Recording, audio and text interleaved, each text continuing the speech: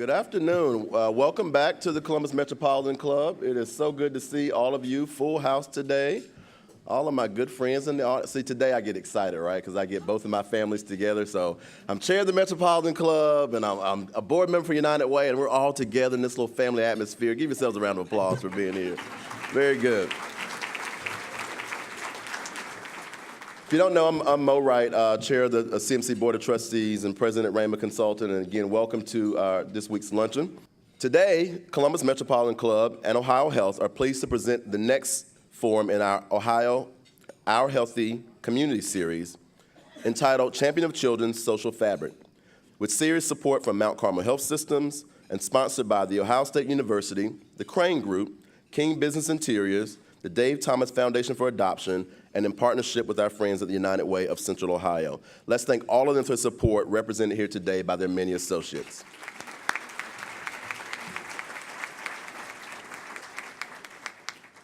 For children to thrive, we need supportive and secure families. For families to thrive, we need supportive and secure neighborhoods. We all benefit from a community that does well, and we will learn today that Columbus has many opportunities to improve on behalf of our youngest citizens. Please welcome for today's panel. First, public policy and planning analyst at the Kirwan Institute for the Study of Race and Ethnicity, Jillian Olinger, president and CEO of the Crane Group, Tanny Crane, prevention specialist at Maryhaven, George Hicks, president and CEO, and I guess we can still say new CEO, though she's been working hard, Lisa Cordes, and Franklin County Youth Council member, Lovey Green. Jillian will start the conversation off with some details from the Social Fabric Report, and then Lisa will moderate our conversation here at the podium. Jillian, the podium is yours.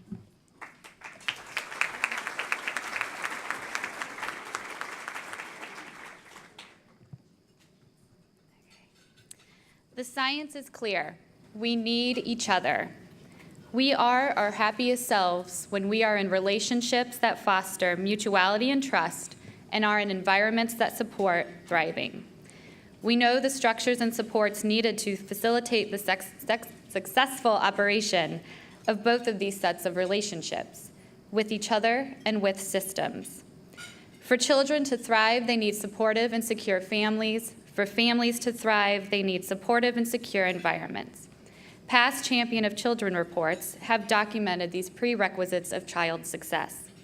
This year, we are focusing on social fabric, which refers to the strength of relationships created by authentic interactions and engagement among community members and stakeholders. Many of you may be familiar with the concept of social capital, used to describe relationships based in trust, mutuality, and shared values. Social fabric goes a step further to explicitly name authenticity and equity as key elements of relationship building. And so we begin this year's report by asking, just how connected are we? How much do we actually support each other or create institutional arrangements or environments that facilitate support and authentic connection? In the age of social media, we may feel like we are more connected than ever before, but ironically, research is showing this not to be the case. We are more alone and more lonely than ever. And while loneliness may seem like a deeply personal, if regrettable issue, research is also showing us just how harmful chronic isolation and loneliness can be.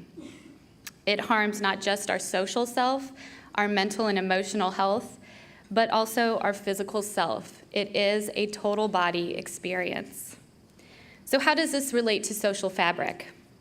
Loneliness and isolation are not only byproducts of a weak social fabric, they can thwart the creation of it.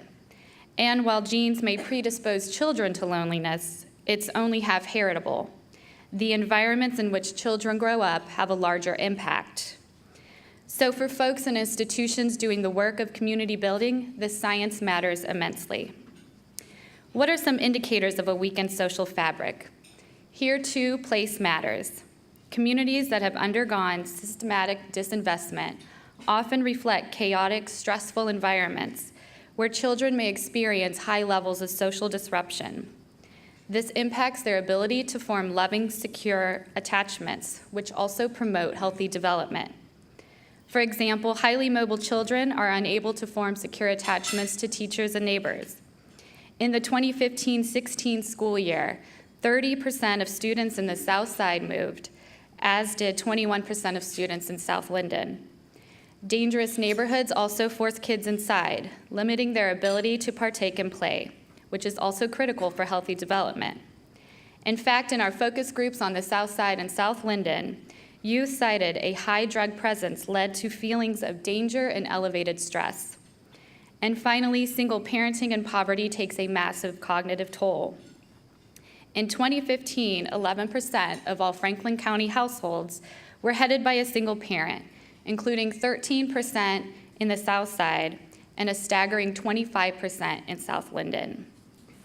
In communities that have seen heavy disinvestment and entrenched poverty, new frameworks and techniques are needed to weave or mend this important social fabric. Our ability to authentically connect with others is the fiber test of the strength of our social fabric. This year's report details how we can begin this critical reweaving at an individual level. For example, as folks in the Southside neighborhood of Ganther's Place have done, showing how just by taking that initial step of residents opening their front doors and engaging with all members of a community can lead to strengthened connections and community renewal. But we also look at how institutions can be partners in this work. Institutions have a big role to play in breaking down those systems and structural barriers that keep people and communities isolated. We know that we have issues of segregation and inequality in our Central Ohio community, but we also boast a robust economy, strong public-private partnerships, and a diverse mix of people who are willing to help their neighbors.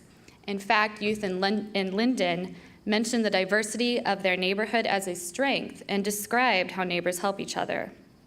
The panelists today will speak to how community stakeholders can engage in creating institutional arrangements and environments that support strong interpersonal and authentic connections to ensure that we all do better together. Lisa? Thank you, Jillian. Thank you so much for your support of United Way and our release of this report today, but thank you most of all for your interest and your support and advocacy on behalf of Columbus's children. 24 years ago, Linda Cass created the Champion of Children Award, and we recognize it came to be housed at the United Way in 2011, and we now recognize an organization as well as an individual each year who is outstanding in their work and their efforts to support children. The selection committee had a very competitive docket to grapple with this year, very large number of nominees. And I would like to recognize the chair of the committee, which is Dr. Good, and Stephen Ives, if you would stand up, as well as other members of the selection committee. Thank you for your work. Dan Sharp.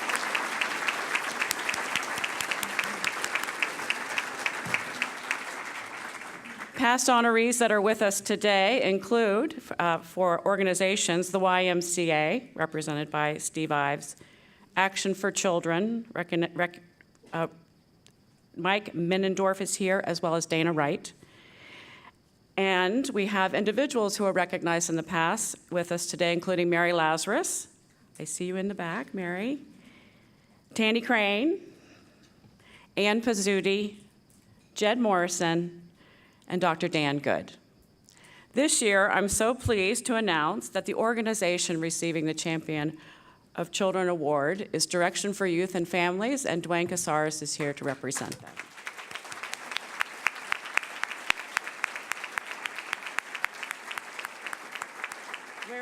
Good. And I'm so pleased to recognize that our outstanding individual champion of children, and it's also her birthday today, is Barb Seymour. Philanthropist, please stand.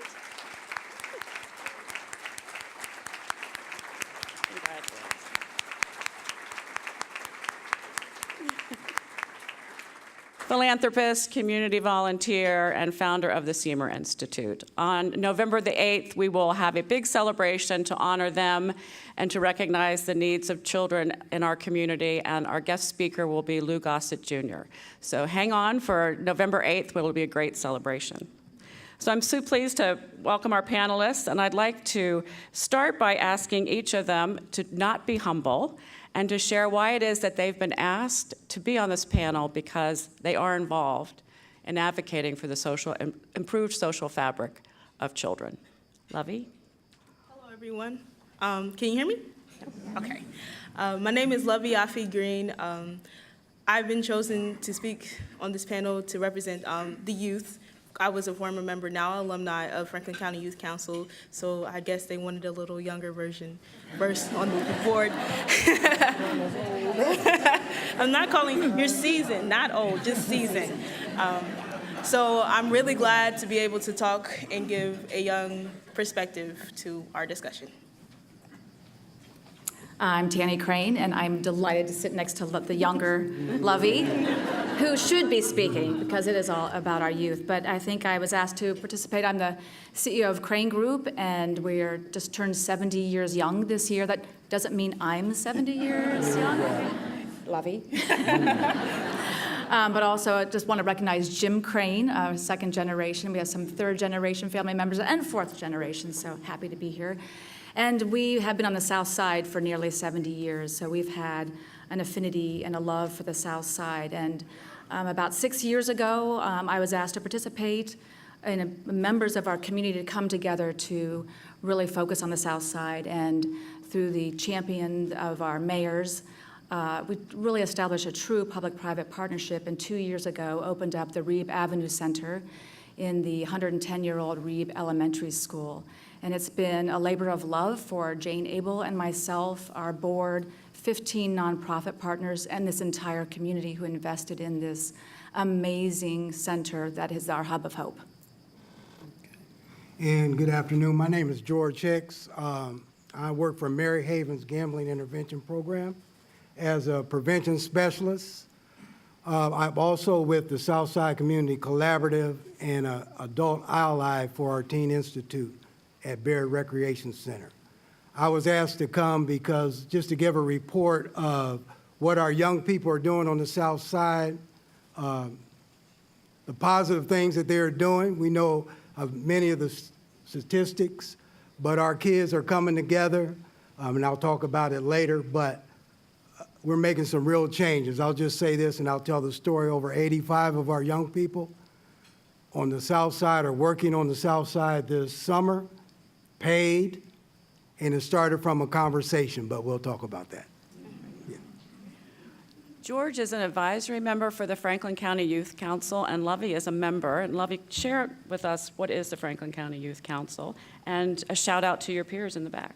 Oh, hi, guys. Maybe you could stand, members of the Youth Council. Please stand so we can recognize you.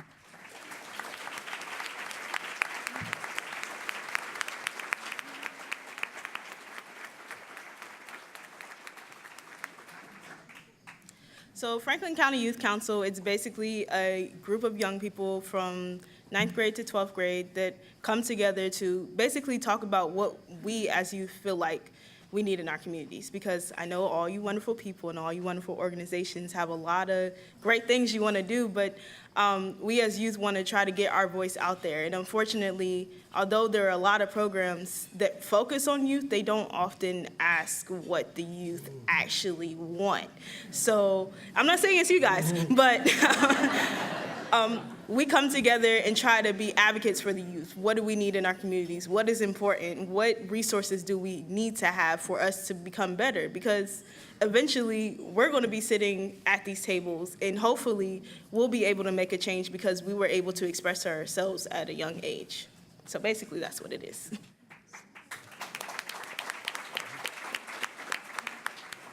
So that begs the question, what do youth want and need? Well, I know I need money for school. But,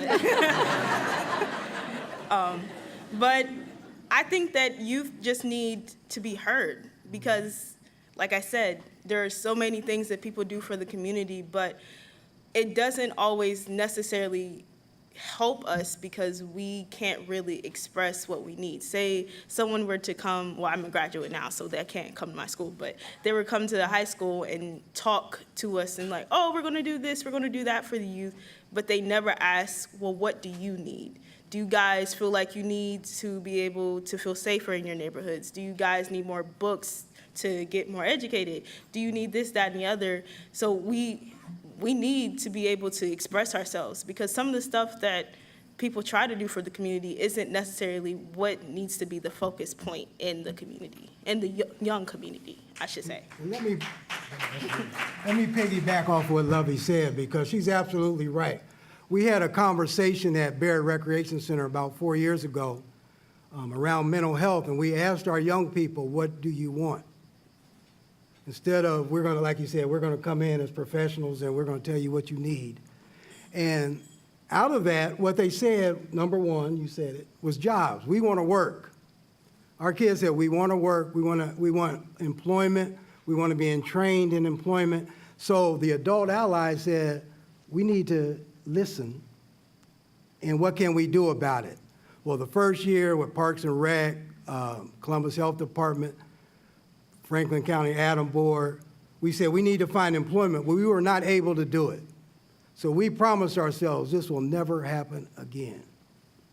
And we began to partner together in 4 years. Like I said, this year, over 85 of our kids on the South Side are working on the South Side. We're doing a beautification project at South High School. We're at Marion Franklin. Our interns are actually conducting a camp at Barrett Recreation Center. Young people teaching young people. But it all came from us listening and saying, this is what we need to do. We need to listen to our kids, and we need to put our resources behind them, I'm sorry, and make it happen. Can I just add one more thing? So 4 years ago, as we were thinking about Reeb Avenue Center, one of the first things we did was not think we knew the solution, but we actually did surveys amongst all the neighbors in the area. But one area came up in terms of needs of our youth, and the director of Boys and Girls Club, Rebecca Asmo, said, we don't have a club on the South Side, and so they thought, let's just pilot one on Parsons Avenue. Do you think there's a need? In the first week, 85 is a relevant number, 85 kids showed up. And Jane and I went to visit and said, what brought you here? And it was safety. We have nowhere else to go. And we thought this could be a place where people could actually care. So it was like, aha moment. Why didn't we think about this earlier? But there's such a need to support our youth and to listen to our youth and to provide a safe and trusting place for them. And just to add one more thing, even though I joke around about money because I'm going to be going down south for college to study education, become an education major. But learning different pathways, because like you said, they gave job opportunities to young people, but fortunately I'm able to go to college, and I was able to reach out, and I know how to talk, so I was able to reach out to get sponsorships for school. But there's a lot of kids that don't know the process for college. They don't know that college is also not the only option for you to be successful. There's different pathways to take to go somewhere and be successful and be okay. So that is something that people really take notes if you want to, but really need to understand so children can know, well, I can go to a university, but I also can go to trade school, or I can also start my own business, and there's different ways you can move about for your future. That's it. Okay. And where are you going to college? North Carolina A&T State University. It's at HBCU down south.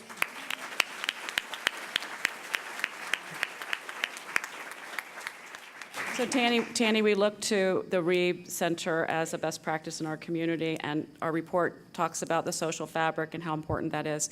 So what changes have you seen in the social fabric as a result of Reeb? I call it a hub of hope. I think many of us do, because, first of all, it took a year or so to establish trust. And I think in our South Side community especially, and others, there's been a feeling of disenfranchisement, whether it was the closing of South Side Settlement House. So, it took quite a while. And then our 15 nonprofit partners, all of us welcoming, being part of South Side Thrive Collaborative, where the community is coming together down there from all aspects, from religious to public to community leaders, to really celebrate the uniqueness of the community and really look to how can we really make impact. But just one story, just talk about youth. A young man named Brahim has a twin named Nahim, and they have the same birthday as me, and they joined the Boys and Girls Club. And watching transformation take place, Brahim came up to Jane and me one day and never looked us in the eyes, but asked Jane if she could fund some pizza from the pizza lady for a Boys and Girls Club event. And Jane said, when you start, look at me and start talking to me. And he lifted up his eyes and started talking. And she said, come back with a proposal. And a week later, he comes back in a suit, knows where he found it, and he was polished, and he stood up, and he looked at her in the eyes, and he had a whole proposal. And from there, we went to 6 months later where he's organizing the whole Boys and Girls Club DJ event, and he's the DJ, to now he's already got a job working kind of mentoring as a DJ. But that's just one example of one young man who walked through the door, which was difficult enough, came up to strangers and made a connection, and we started a dialogue that engendered some trust, and that we listened to his needs, established care, and look where it took him.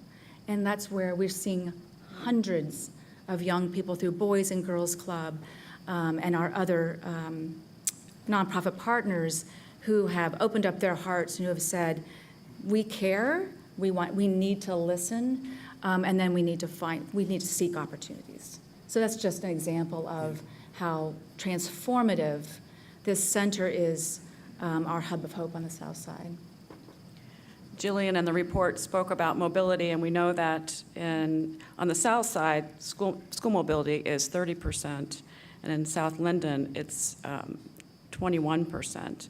George, what are ideas and ways or effective ways that you've seen to engage parents, because that's so important, right, to help make certain that a child stays in the same school? I think the number one thing is we need to present our young people in a positive light. If our kids are seen in a positive light, then the parents will want to. Most of the time, our kids are seen in a negative light, a lot of times. So you go to school, why do I go to school? My child was in trouble. Why do I go to the center or the Reeve Center? Because they may be in trouble. But what we try to do is present accomplishments for our young people, invite our parents out to see what our kids have accomplished. Once they see that, then they begin to buy in, and we listen. Again, I think that's going to be a thing. We listen. And then we ask for their opinion. They become part of our programming. But number one is we need to present our kids. We need to highlight the positive things that they're doing, because they are doing many positive things.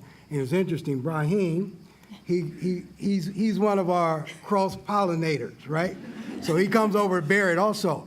Brahim went to Washington, D.C. last year, represented Ohio for the youth around mental health. That's what's going on. 3 of our young people, and he was one of them, one of the twins. So.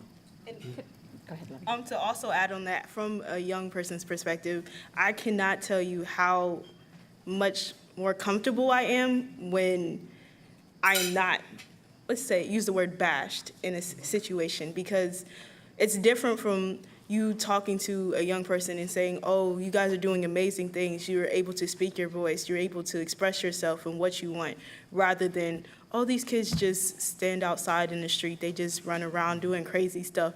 And sometimes it's true, but there is not a hostile situation when you come saying negative things.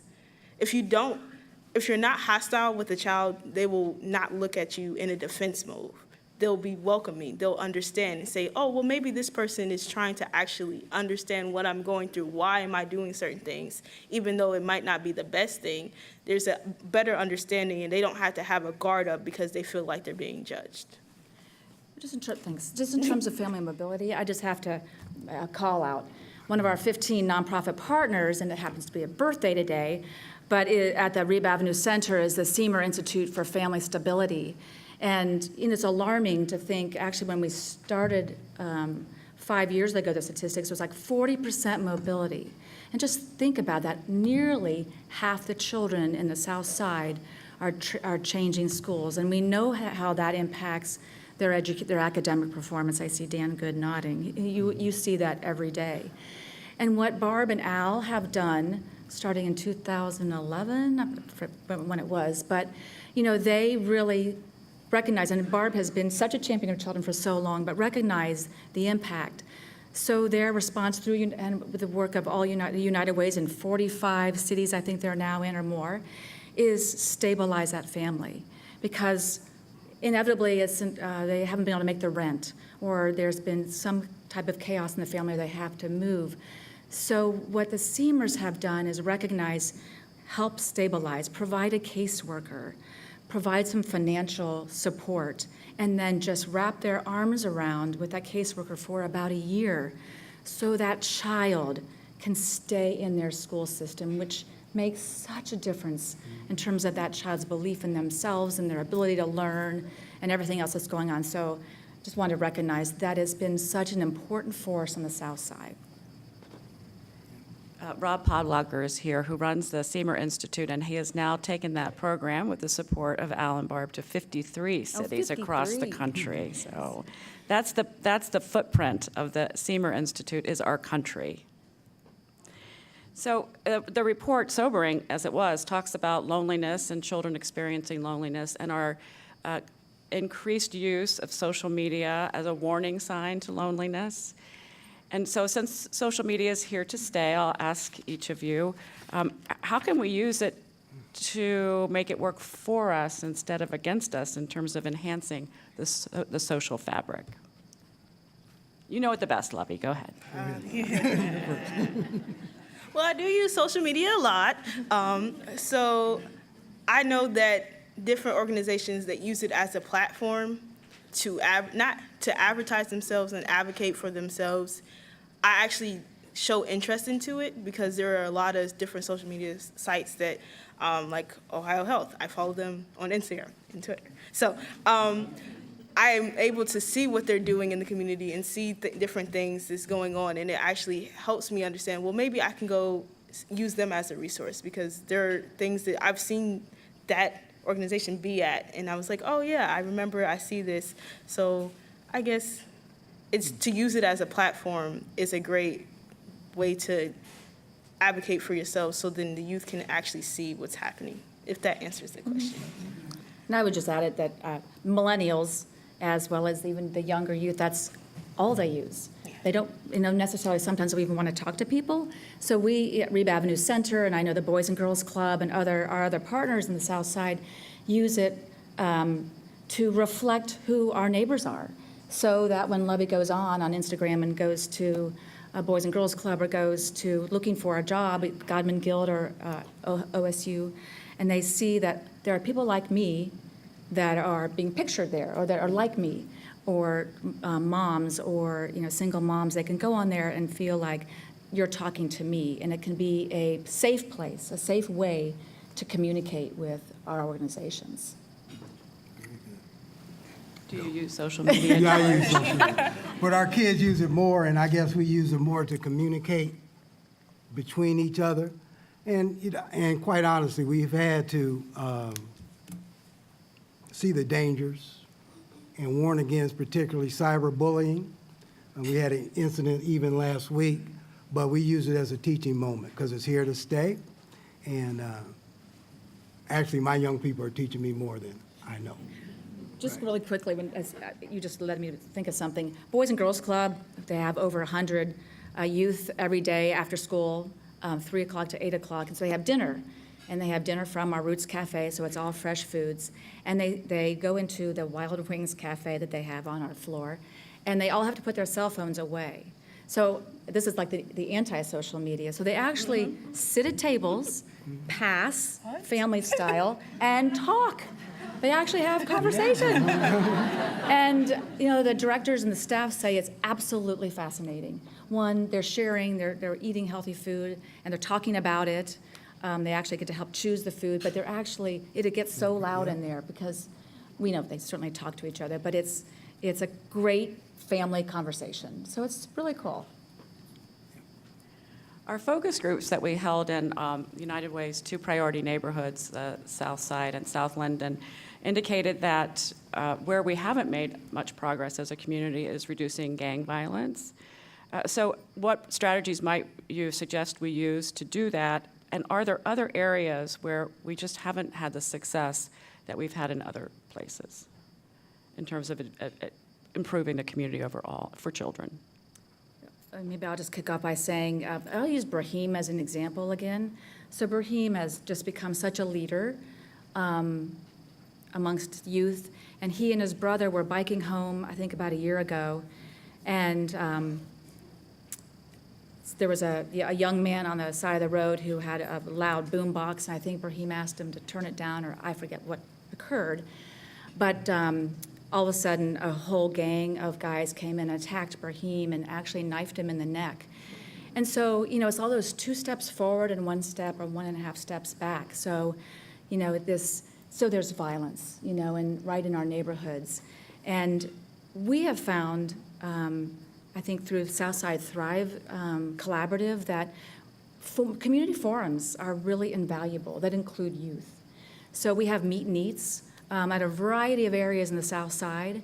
So there's many, many forums where people can come in and go out.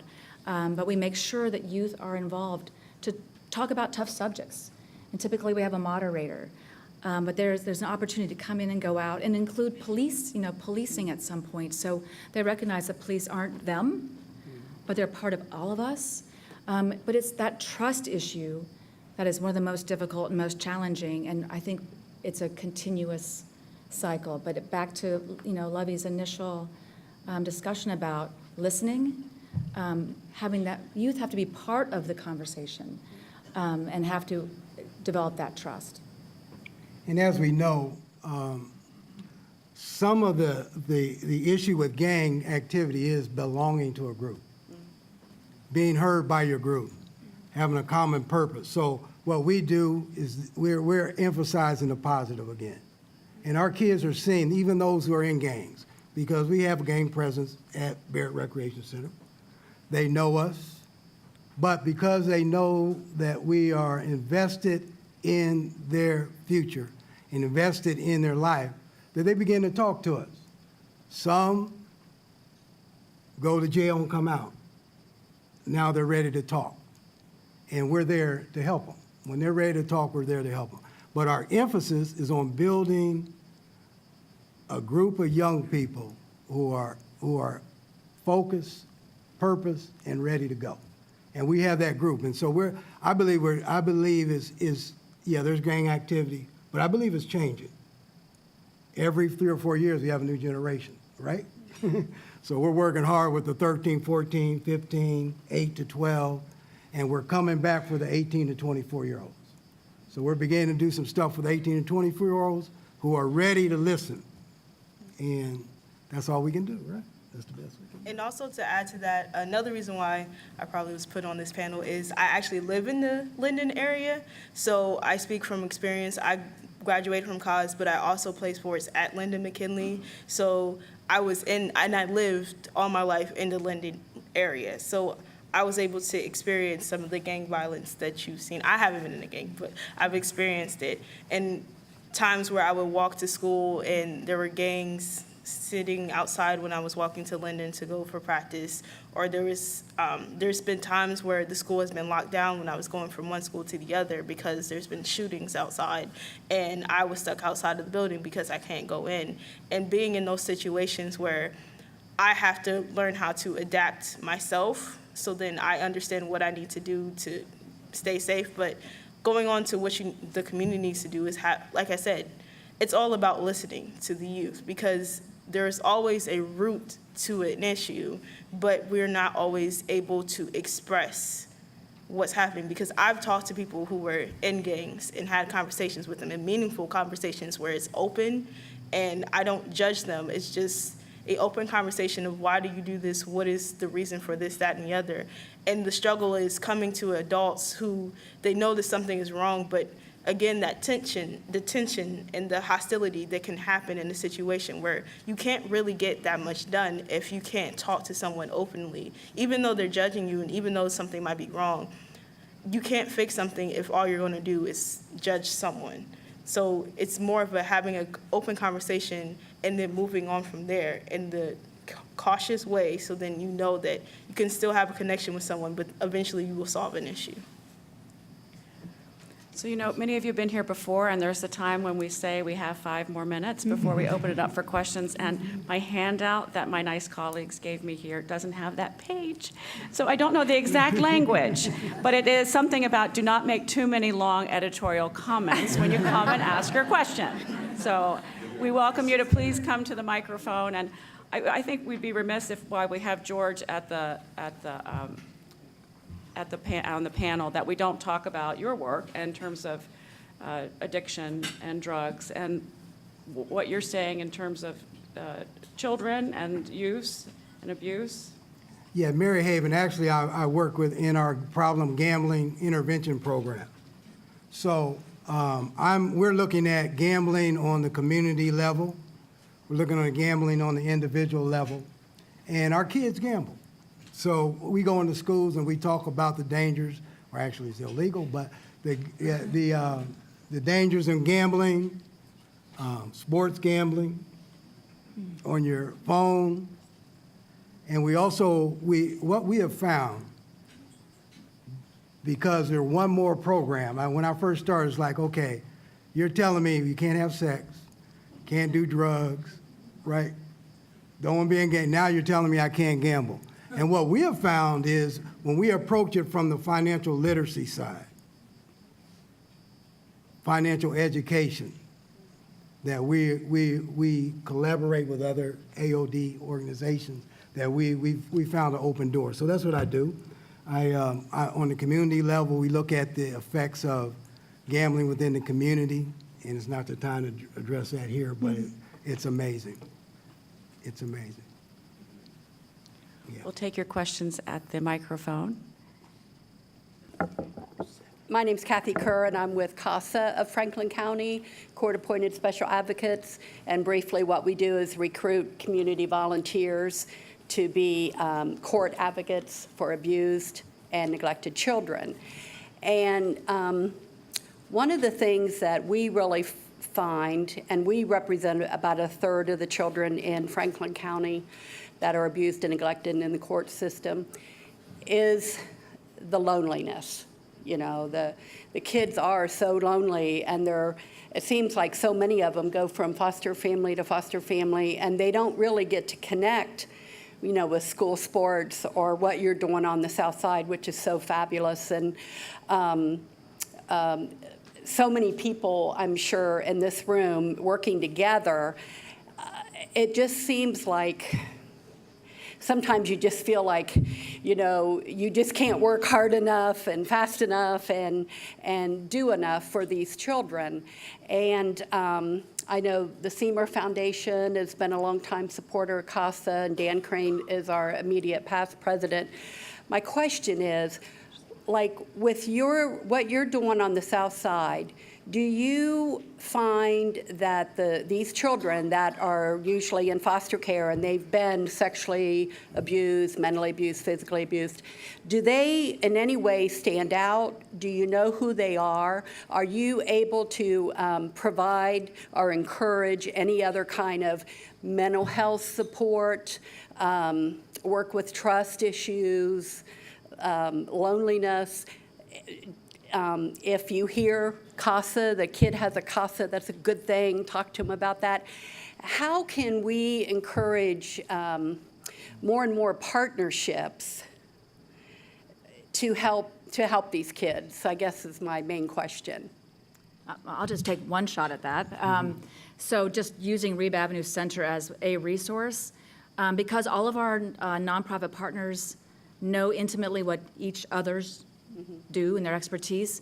We might have a child that comes in through Southside Learning and Development Center, that they're there for early learning. And Roberta Bishop, our great executive director, one of her great teachers, may see an issue with that child, or child and foster parent, or whatever. And so they're attuned to thinking, we have St. Stephen's upstairs, who does a really great job with family to family and interaction within family members they do in-home. Or maybe this mom, may have an issue, and how can we help her with Amethyst, or, So I think that as far as trying to embrace that family and to say, where can we intervene? Where could someone in this house, in terms of trying to be a one-stop shop? And I think that's the investment we've made to try to embrace families that may have dual or many, many needs. And so trying to be attuned to that family and where those issues are, and whether it's a child, and we've definitely seen that occurring and alerted other organizations to gently and cautiously step in.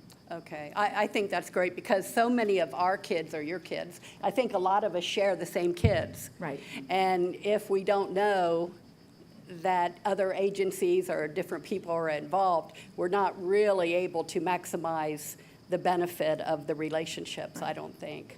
So, thank you for what you're doing. Yeah, thank you, Kathy.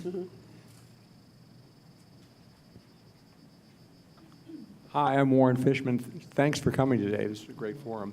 The question that was brought up about the instability of the kids moving from school to school and the disruption, it's been my experience that the kids aren't moving by choice. It has everything to do with the adults in the family. The kids are moving. Are we doing anything to help stabilize the families as far as the adult population?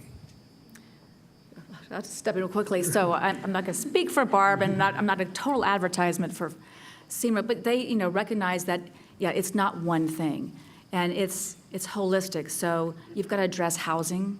You've got to stabilize their housing. Obviously, that there could be, job issues. That it's income, it's safety.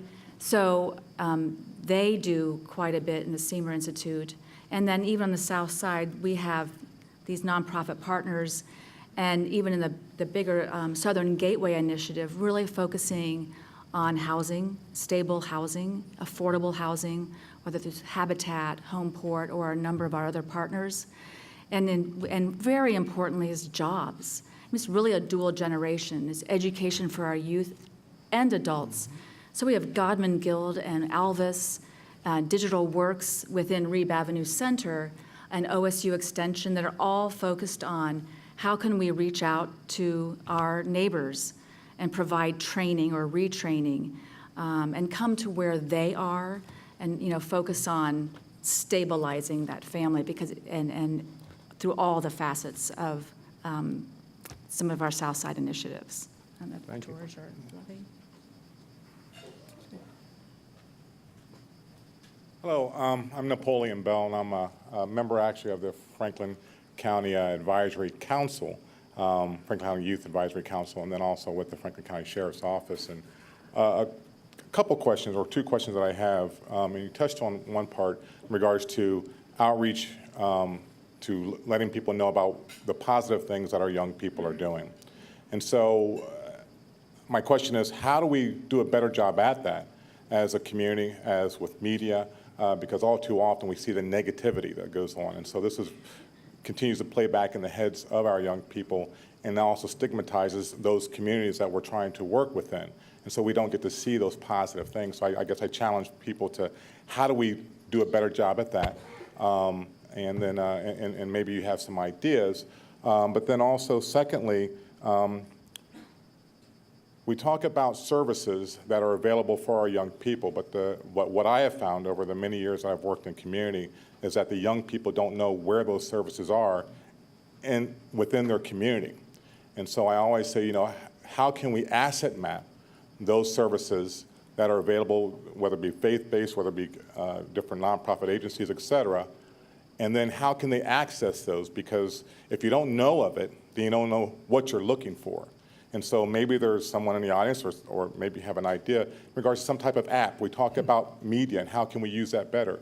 Is there some type of app that a young person can go to have this app that it can show throughout the city or throughout the county of what's available in their area, because adults say this also. So just kind of trying to figure out what your ideas, or if there's something in the works that we don't know about, then maybe that could be something also. Let me address the first question, because I get in trouble all the time. For us who work in the community, we're busy, and we don't tell the story. So I agree with you. And we need your help to help us tell this story. I guess that's the reason I was invited, just to tell a little bit of what we're doing on the South Side. But I agree with you, Napoleon. We need to tell the story. I'm getting better at that, because I just like to work, help our kids, but we do need to tell the story. And The second part of that question I can answer.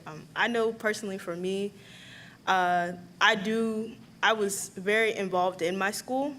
I know I can advisor at my school, I was in her office every day. She knew I was coming, what time I was coming, what period I was coming. I was coming at lunch, coming at the end of the day to make sure that I had the resources. My guidance counselor, she knew when I was coming, when I was coming all the time, because I wanted to make sure that I put my foot forward so I could be successful. So in terms of an app, I know there's a lot of websites where you can find information for different organizations to be part of different councils, for youth to have opportunities to do things. But I think just going into schools, going into religious places, going into libraries, different areas, and giving out information, because that's where I got all of my information from. In terms of like scholarships, I'll use that as an example. I was in my Anoakan advisor's office all the time. As soon as she had a piece of paper down that said a scholarship, I was there. I was the first one to take it because I knew what I needed to have to do so I could go to school and pay for school. And I made sure I put that foot forward. And I was so glad that people gave those resources out. Like I was recipient of the CEA scholarship. So that was because I was in my guidance counselor's office, in my Anoakan's advisor's office all the time, making sure I got information of what to do. So I guess it's just making sure you give the information to the right people, and that's usually guidance counselors, people who work in the office, different teachers, and just giving information, I'm sorry, I can't talk anymore, information out to different people, because you never know who that might impact. And as an adult ally, Lovey's wonderful, isn't she? We're, our 85 kids, or our 60 kids, this fall, actually next week, we'll be writing a letter or sending an email to their I Know I Can person in the school and introducing themselves, saying they want to go to college, what do we need to do? So as an ally, I'm beginning to say, okay, we need to empower our kids. They don't know what to do. So I received that from someone else, and that's what we're getting ready to do on the South Side. So South's going to have, South and Marion Franklin, quite a few people from I Know I Can asking for information. I do think an app for that is exactly what we need to be doing. I know Ernest Perry's organization is working on with adults, but we should be, that's a brilliant idea. And I know there has been asset mapping in terms of all the different organizations, but that's where we are. And we need to be adaptive and work with mobile and what our youth are using today. So I think it's a really great idea. We're wrapping it up. Wrapping it up. Great. Lovey, do you have one word for us as you embark on your college career? And we want to be helpful people. Oh, you can be real helpful. Okay. Not to you. Not to you. What is your charge to us for the people coming behind you?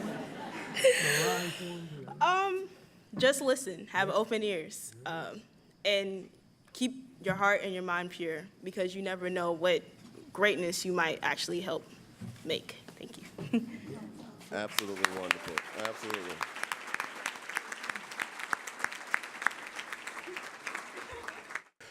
As you remember, you can always watch all of our forums via a number of venues through Columbus Television, WOSU on PBS affiliates throughout the state, as well as the CMC website via YouTube. I want to thank our sponsors once again at Ohio Health, Mount Carmel Health Systems, the Ohio State University, the Crane Group, King Business Interiors, and the Dave Thomas Foundation for Adoption. Let's thank our sponsors once again. And then finally, to our speakers, thank you so much for being here. Lisa Cordes, Jillian Olinger, Tanny Crane, George Hicks, and of course, Lovey Green. Thank you so much for being here. We'll see you next week.